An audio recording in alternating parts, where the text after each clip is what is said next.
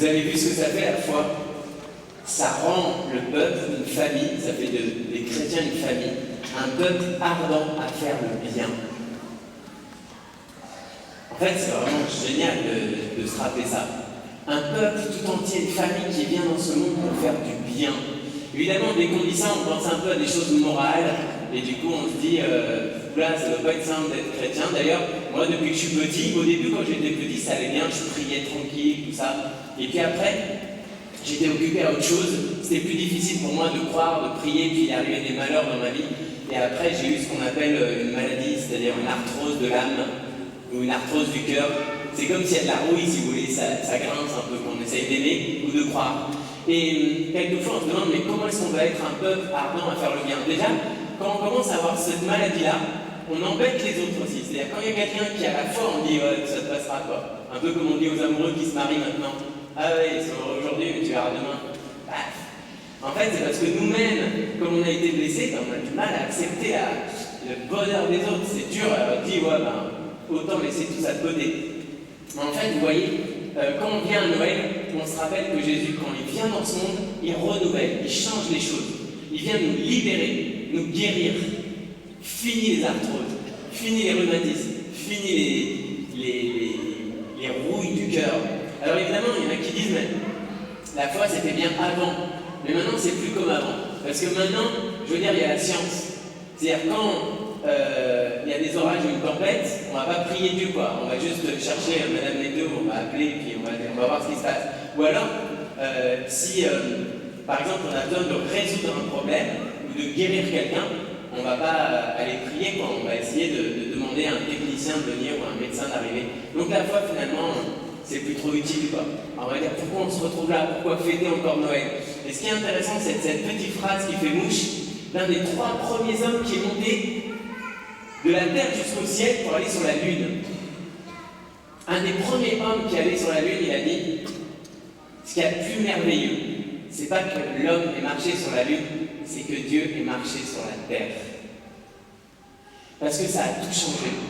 Alors vous allez me dire comment, pourquoi, comment est-ce qu'il s'y est pris?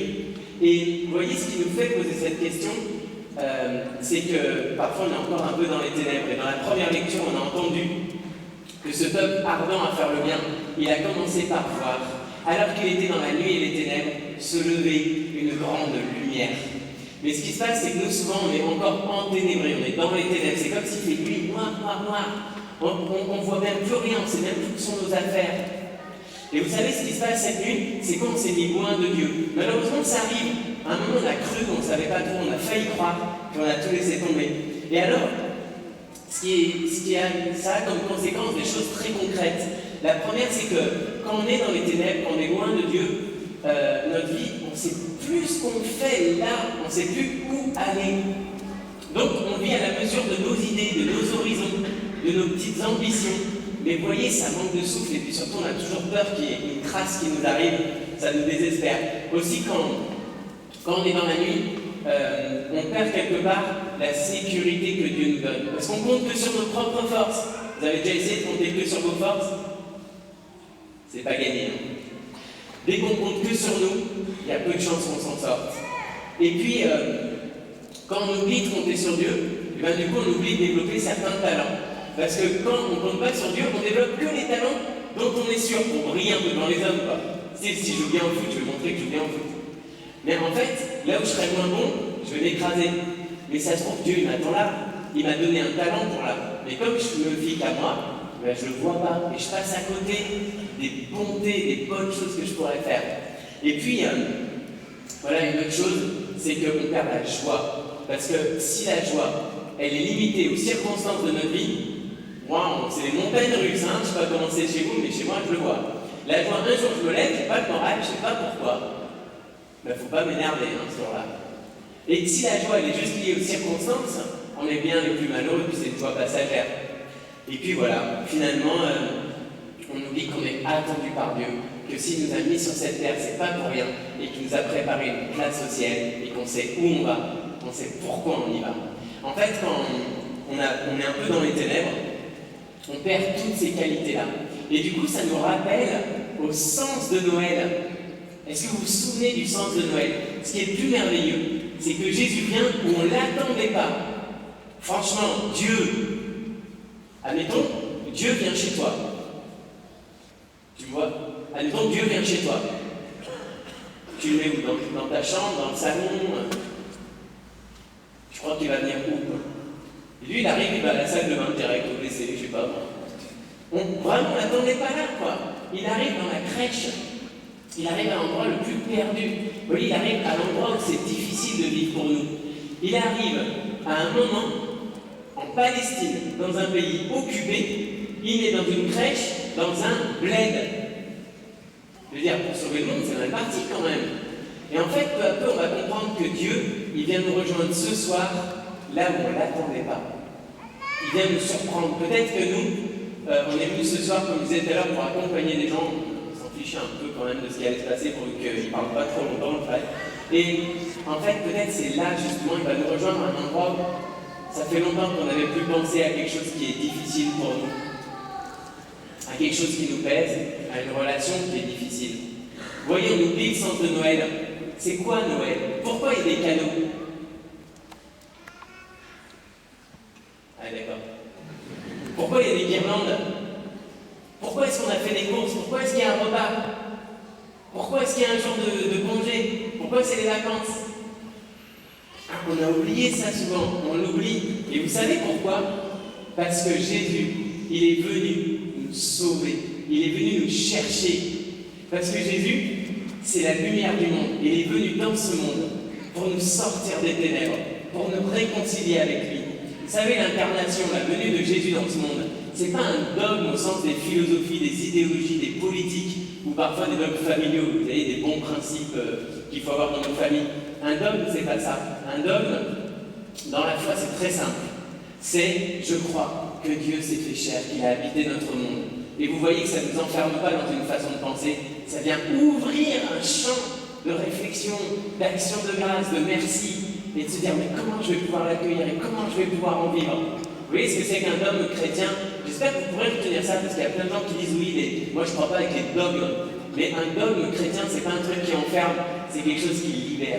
C'est quelque chose qui ouvre à l'intelligence et à la liberté de chacun. Peut-être qu'on ne vous avait pas appris ça, mais autant garder ce qui est juste et surtout ce qui fait du bien. Voilà, si Dieu vient prendre chair parmi nous, alors notre vie, elle va reprendre un sens. Il est venu chercher ce qui était perdu. On a ça dans l'évangile de Luc. Dieu a envoyé son Fils dans le monde pour aller chercher ce qui était perdu. Et dans Saint Jean, pour justement nous faire participer à sa vie, pour nous sauver.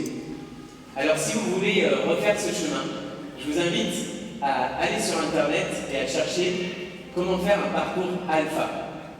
Un parcours alpha, on en fait dans cette église.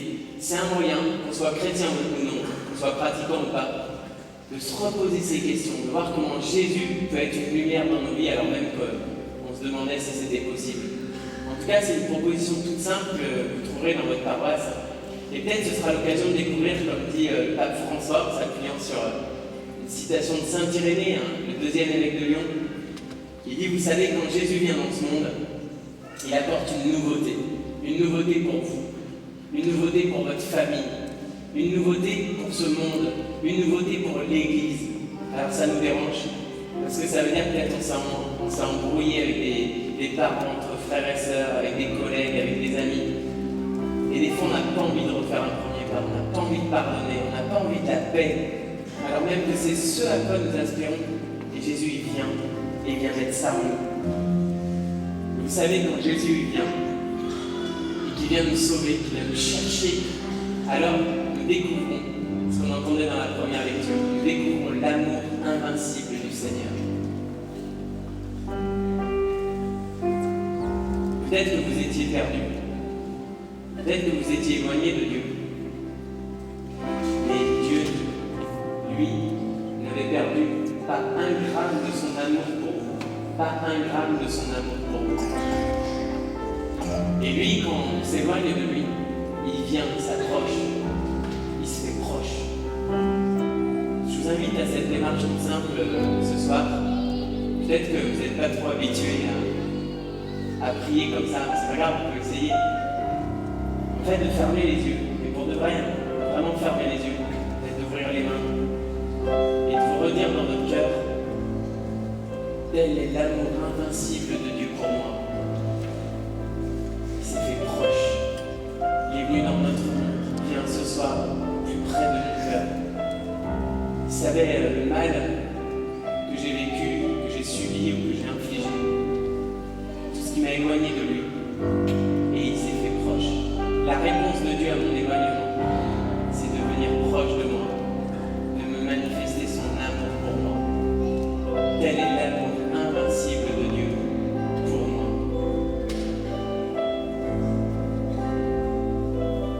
Alors, peut-être qu'à notre tour, on pourra briller comme Jésus brille pour nous. On pourra aller dans les hôpitaux, là où le pape est ce soir, auprès des demandeurs d'asile, là où Monseigneur Barbarin est ce soir, dans les prisons, dans les lieux de pauvreté, de misère, peut-être dans des lieux de responsabilité, de violence. Y porter une lumière, laisser en tout cas Jésus être une lumière dans ces lieux-là, pour que rien de ce qui opprime l'homme ne l'emporte sur le message de Noël. Si vraiment on a accueilli l'amour de Dieu ce soir, on découvre à quel point on peut être lumineux dans nos familles, dans nos lieux de vie habituels. Et que Jésus trouve une place maintenant dans notre vie.